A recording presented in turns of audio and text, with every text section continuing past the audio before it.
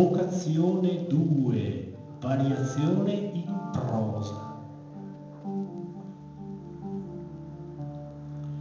In mezzo alla cozzaglia di bambini scalmanati, con temperini e fionde in tasca, dediti al ladrocinio di gomme e matite e al vile assassinio di lucertole indifese, c'era sempre qualcuno in giro per i nostri paesi che per malformazione psichica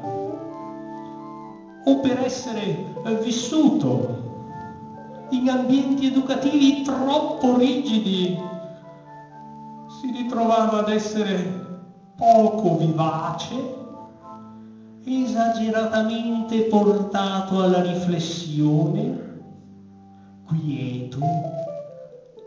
taciturno, in una parola,